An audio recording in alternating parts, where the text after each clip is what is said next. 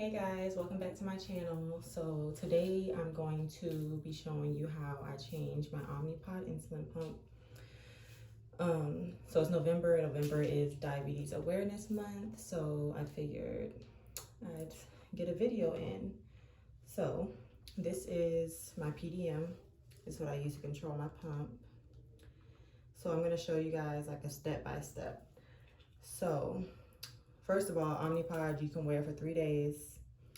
So 72 hours, then after the 72 hours, you get like an 8-hour grace period before it goes crazy, starts beeping, telling you have to take it off, and it stops working. So, I don't know if it's focused, but okay. So the first thing you wanna do is get your Omnipod kit. So it comes with the pod, the syringe, and the needle. And then you want to deactivate the pod you already have on. So for me, it's on my stomach.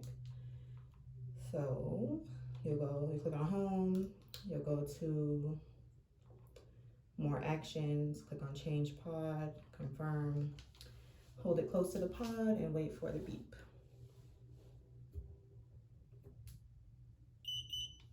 Okay, press next, it says to remove it. So it's like ripping off a Band-Aid.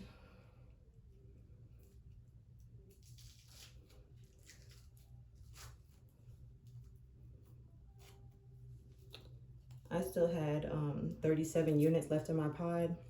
You're not supposed to take the insulin out and use it again, but insulin is really expensive, so I take it out and use it again.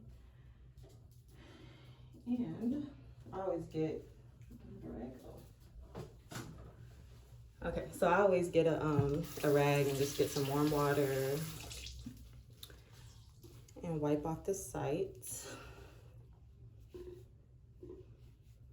Wipe away any dry blood and all that. Okay, so then you want to go back to your PDM and it says no active pod. Would you like to activate a pod now? You click yes, and it tells you to fill a new pod with insulin. So you have to open up the pod kit.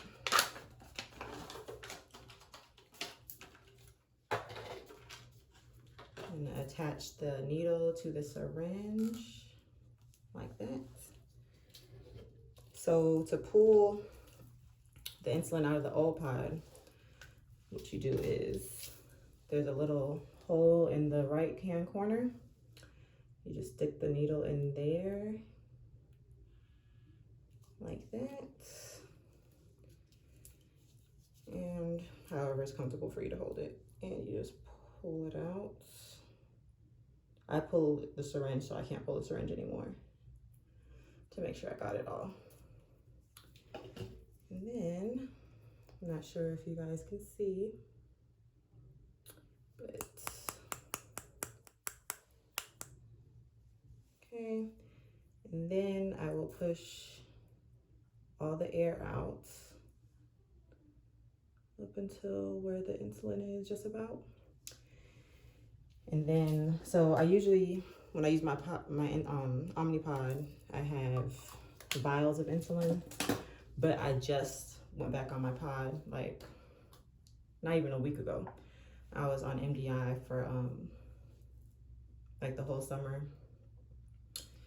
So I just went back on, so all I have is pens. So I'm gonna be drawing the insulin from the pens. It's a little more difficult, but it's,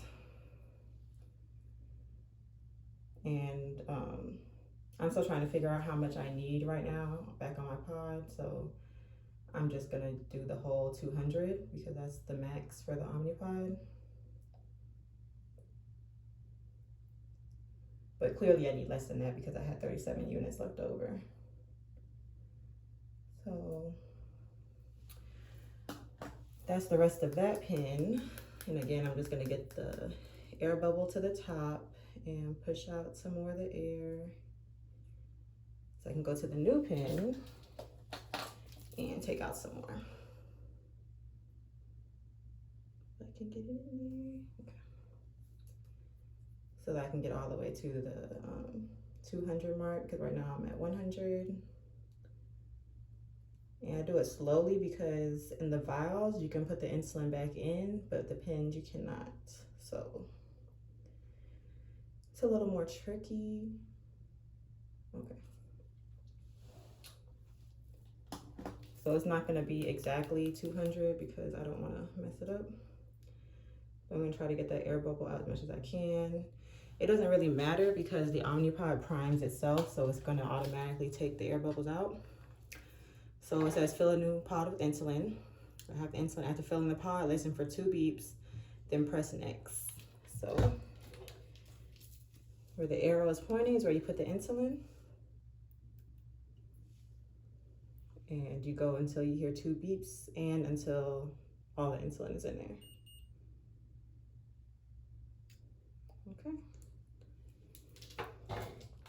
And then you'll press next and make sure the pod and the PDM are close together so they can connect. And you'll hear this clicking noise.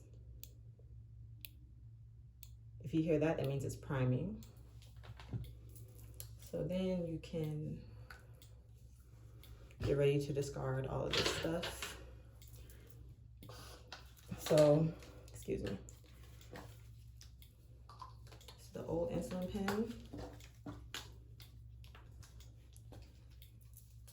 So, usually while it's priming, I'll get my new site ready. So, take an alcohol swab. So, I was trying to decide where to put my pump because I usually go for my stomach because that's where, for me, the insulin absorbs the best, my stomach and really just my stomach.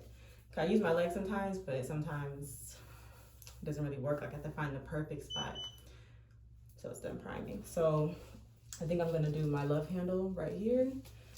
I have my Dexcom sensor right here. So I'm just gonna do the other side, that way it's out of the way. And my birthday is in 2 days, so I don't want it showing. So I'm gonna take the alcohol swab and just clean that area.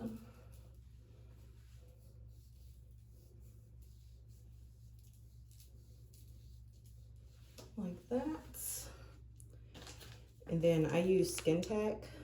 This just helps, because the Omnipod already has adhesive. I want to take off these strips. And it usually works fine, but just for the extra protection to make sure it stays on there, I like to use the Skin Tack.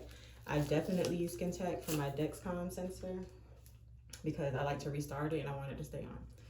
So, pro tip, these are really, really sticky. So when I open it, I always open it to where I can still hold the wrapper and hold this so I'm not touching the sticky part. So, I'm sorry, I gotta look in the mirror for this. I'm just gonna go like that in the general area that I want it to be in until I feel it's enough stickiness. And you want to let it just get tacky for a few seconds. So we're gonna go back to the PDM. I can't talk.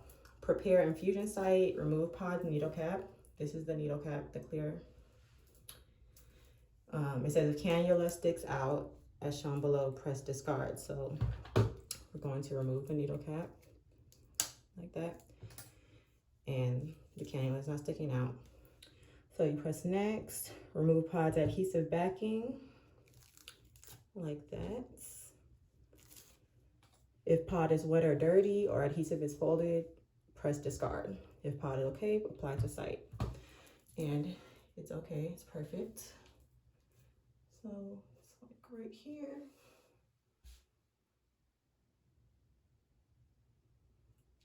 And you just place it, press down all the edges. I like to use the needle cap.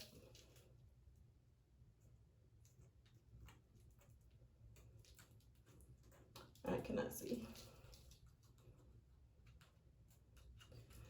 But you get it. You just press it down, make sure it's all on there and whatnot. Secure. So you press next. Press start to insert cannula and begin basal delivery. So I'm gonna press start, and then you wanna hold it somewhat close to the pod so it can communicate again. And it's gonna click. So I don't know if you heard it, but the loud click was the cannula going into my skin. And for me, it usually happens on the 5th or 6th click, but I've seen like other people, sometimes it's different.